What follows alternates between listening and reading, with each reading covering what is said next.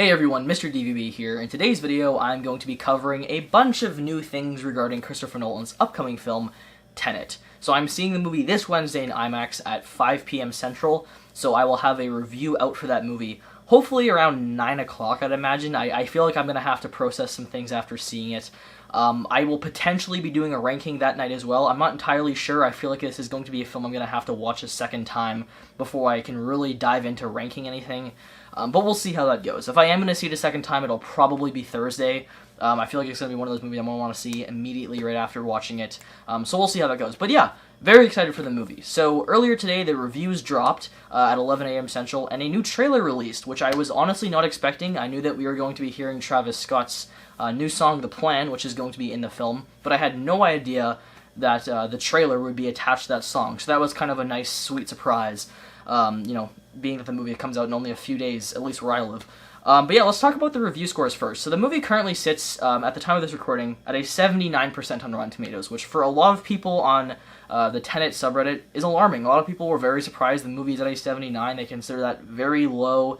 They're starting to get worried, is this movie going to be disappointing or bad by Nolan standards? I'm not worried, and here's why. First of all, there's a very limited amount of critic reviews out right now, due to the fact that COVID is a thing, and there's just a kind of a weird release schedule for this film, and I imagine that applies to the preview screenings.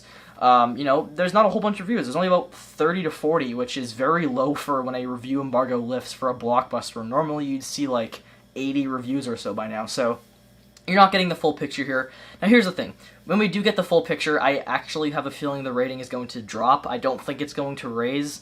I feel like you're going to get more negative reviews coming from critics, and I feel like this is going to land somewhere around 74 or 73 on Rotten Tomatoes. So you guys can write that down as my official prediction, I guess, for what I think this movie's going to land at once, every single review drops. But yeah, I mean, I'm still excited. I don't think that's a big deal that it's in the 70s right now, because here's the thing. Christopher Nolan's films, specifically his more sci-fi related films like Inception and Interstellar, aren't even in the 90s on Rotten Tomatoes. His only films to make it into the 90s are The Dark Knight, which is obviously deserving, Memento, which I think is deserving, Dunkirk, which I would say is deserving, but I think, if a lot of Nolan fans were to rank his movies, that film probably wouldn't end up in the top, 4.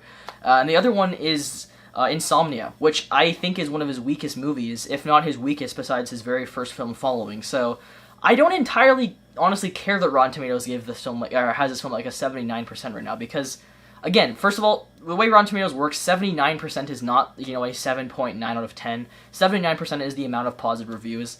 So a film might have like a 72 on Rotten Tomatoes, but realistically it has an average review score of like 8 out of 10. I don't think that's super common, but that is a thing.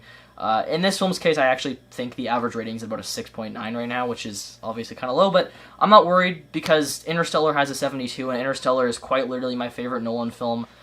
So I just don't care. I'm not worried going into this movie about the rating at all. I don't entirely care what critics have to say anyways, because I knew from the beginning this was going to be a film that was going to end around 75 to 85 on Rotten Tomatoes. I did a few polls in the past. I wasn't the person that created the polls, but I voted on them. And I always voted in that 75 to 85 range, just because, it's a sci-fi Nolan film. It's one that's going to be very confusing. Critics, I guess don't always love that. I don't know. Critics are weird, man. I mean, they tend to not really care about the sci-fi genre in general. Films like Blade Runner 2049, which I think are honestly masterpieces. I mean, obviously, just because I think it doesn't mean it's true, but I mean, that's a film that so many people loved, and it didn't even get nominated for Best Director or Best Picture.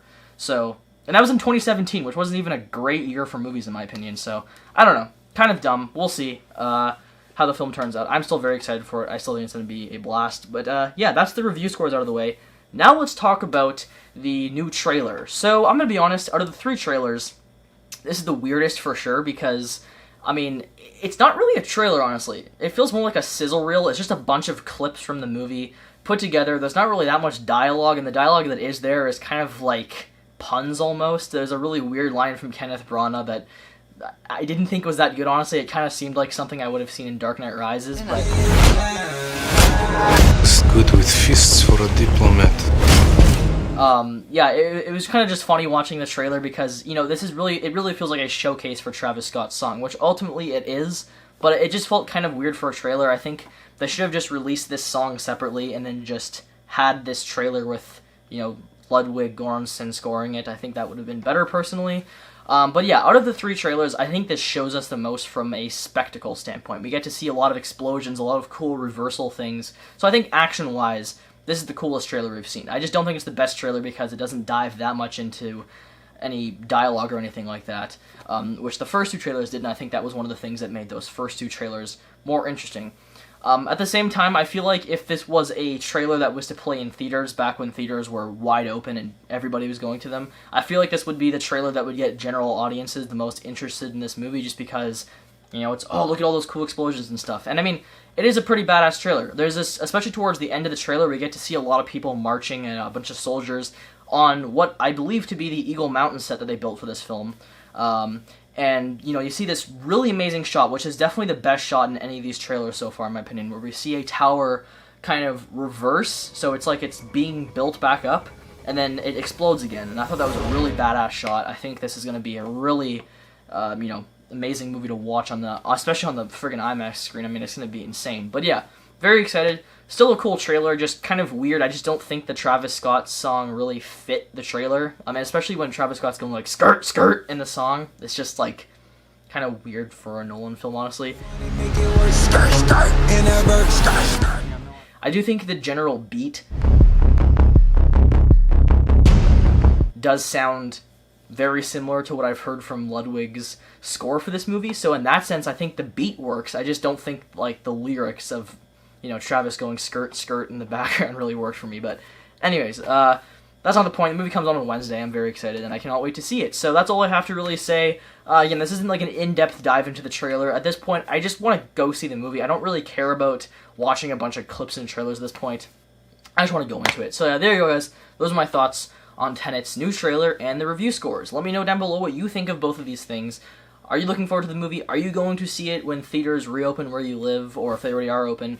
Let me know down below, and I'll see you guys probably in my Tenet review. I think that's going to be my next video. We'll see. But bye.